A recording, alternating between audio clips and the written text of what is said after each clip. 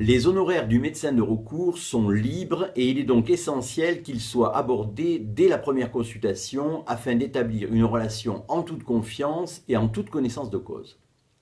Dans tous les cas, une convention d'honoraires est signée entre la victime et moi-même.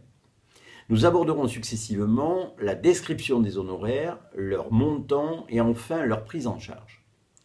Description des honoraires tout d'abord. Ils comprennent un honoraire forfaitaire de base correspondant à la mise en état du dossier, la mise en place de la voie de recours et le suivi du dossier. En deuxième lieu, un honoraire d'assistance à chaque expertise qui sera mise en place. Après avoir vu la description, voyons le montant des honoraires.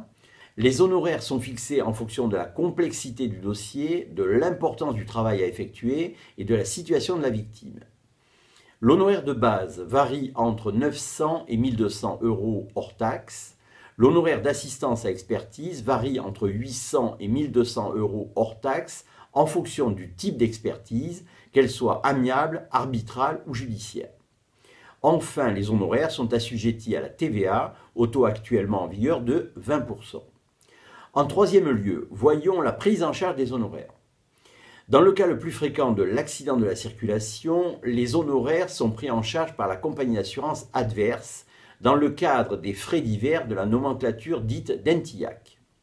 En l'absence de tiers responsable, il faut interroger la compagnie d'assurance avec qui vous auriez souscrit un contrat de protection juridique, qu'il s'agisse du contrat de votre habitation, de votre véhicule, de votre banque ou d'un contrat indépendant.